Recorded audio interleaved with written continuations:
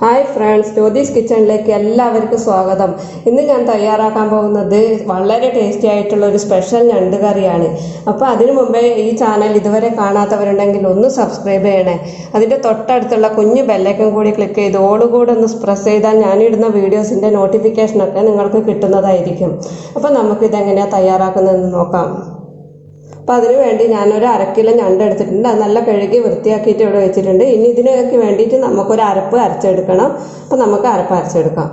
അപ്പോൾ അരപ്പിന് വേണ്ടി ഞാനിവിടെ അരമുറി തേങ്ങ എടുത്തിട്ടുണ്ട്. കുറച്ച് വലിയ തേങ്ങ തന്നെ, അതിൻ്റെ ഒരു അരമുറിയാണ് എടുത്തിരിക്കുന്നത്. അതിൽ ആവി വെച്ചിട്ടുണ്ട്. പിന്നെ 1 ടീസ്പൂൺ ജീരകം എടുത്തിട്ടുണ്ട്, ചെറിയ ജീരകമാണ്.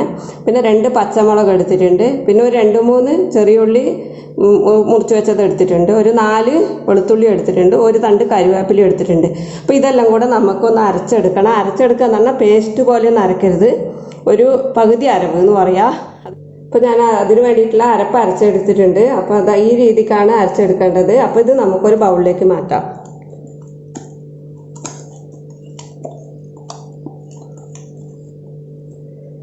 ഇനി നമുക്ക് ഇതിൻ്റെ കറി റെഡിയാക്കി എടുക്കാം. അപ്പോൾ ഞാനൊരു മൺചട്ടിയാണ് എടുത്തിട്ടുള്ളത്. അപ്പോൾ അതിനകത്തേക്ക് 2 ടേബിൾ സ്പൂൺ വെളിച്ചെണ്ണ ഒഴിച്ചു കൊടുക്കുക. ഇതിനകത്തോട്ടേക്ക് ഒരു 10 അല്ലി ചെറിയുള്ളിയാണ് ഞാൻ എടുത്തിരിക്കുന്നത്, അതുകൂടി ഇട്ട് കൊടുക്കുക. പിന്നെ കുറച്ച് കറിവേപ്പില, പിന്നെ ഒരു 3-4 അല്ലി വെളുത്തുള്ളി എടുത്തിട്ടുണ്ട്, അതും കൂടി ഇട്ട് കൊടുക്കുക. ഒരു 3 പച്ചമുളക് എടുത്തിട്ടുണ്ട്, ഒരു കഷ്ണം ഇഞ്ചി എടുത്തിട്ടുണ്ട്. ഇനി ഇത് നല്ലൊന്ന് കുറച്ച് വാട്ടണം.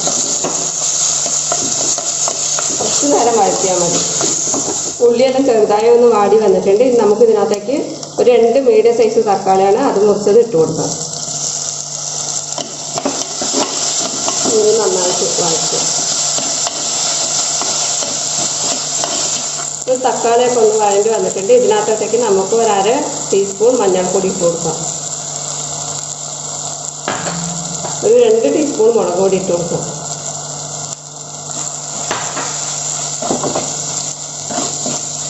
ഇനി നമുക്ക് ഇതിനകത്തേക്ക് എടുത്ത് വെച്ചാൽ ഞണ്ട് കൂടെ ഇട്ട് കൊടുക്കാം.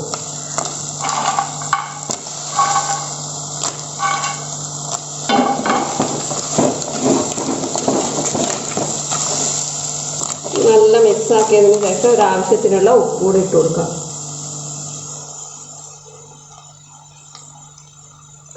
ഇനി നമുക്കിതൊരു കുറച്ച് ഒരു 1/2 കപ്പ് വെള്ളം ഒഴിച്ചിട്ട് നമുക്കിത് അടച്ച് വെച്ച് വേവിക്കണം.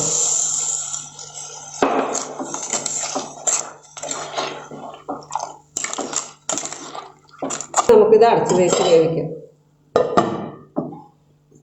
പിന്നെ നമുക്കിതൊന്ന് തുറന്ന് നോക്കാം.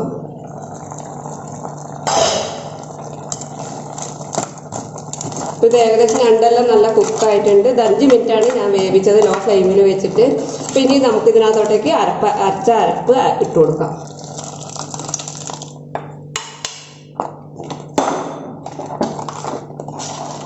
ഇത് നല്ല മിക്സാക്കി കൊടുക്കുക.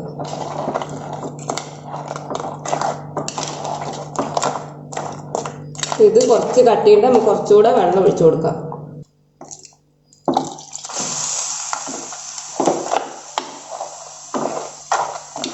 അപ്പോൾ ഈ ഒരു കട്ടിയിലാണ് കറി വേണ്ടത്. ഇനി ലൂസാക്കരുത്. അപ്പോൾ ഇനി ഇത് നമുക്ക് തിളയ്ക്കാൻ വേണ്ടി വെക്കാം. ഇപ്പോൾ കറിയെല്ലാം നല്ല തിളച്ചിട്ടുണ്ട്. ഇതിൽ ഉപ്പും എരിവൊക്കെ കണക്കായിട്ടുണ്ട്. നിങ്ങൾ ഈ സമയത്ത് ഉപ്പും എരിവൊക്കെ നോക്കിയിട്ട് നിങ്ങൾക്ക് ആവശ്യമുള്ളത് നിങ്ങൾക്ക് ഇട്ട് കൊടുക്കാം. അപ്പോൾ ഇനി നമുക്ക് ഇതിനകത്തോട്ടേക്ക് കരിവേപ്പില ഇട്ട് കൊടുക്കാം. ഞാൻ കുറച്ച് മല്ലിച്ചപ്പും കൂടി ഇടുന്നുണ്ട്. ഇത് ആവശ്യമുള്ളവർ ഇട്ടാൽ മതി, ഞാൻ ഇട്ട് കൊടുക്കുന്നുണ്ട്. ഇനി കുറച്ച് വെളിച്ചെണ്ണ കൂടി ഒഴിച്ചു കൊടുക്കാം. അപ്പോൾ നമ്മുടെ കറി റെഡി ആയിട്ടുണ്ട്. ഇനി നമുക്കിത് സർവിങ് ബൗളിലേക്ക് മാറ്റാം. അപ്പോൾ നമ്മുടെ വളരെ ടേസ്റ്റി ആയിട്ടുള്ള ഞണ്ട് കറി ഇവിടെ റെഡി ആയിട്ടുണ്ട്. ഇതുപോലെ ഇതുവരെ ആരും ചെയ്തു നോക്കിയിട്ടില്ലെങ്കിൽ ഒന്ന് വെച്ച് നോക്കണം. നല്ല അടിപൊളി ടേസ്റ്റാണ്. അപ്പോൾ ഇതുപോലെ എല്ലാവരും ഒന്ന് ട്രൈ ചെയ്ത് നോക്കുക. എന്നിട്ട് അഭിപ്രായങ്ങൾ എന്നെ അറിയിക്കുക. ഈ വീഡിയോ ഇഷ്ടമായാൽ ലൈക്ക് ചെയ്യുക, ഷെയർ ചെയ്യുക. അപ്പോൾ അടുത്ത വീഡിയോയുമായി നമുക്ക് വീണ്ടും കാണുന്നത് വരേക്കും ബൈ ഫ്രണ്ട്സ്.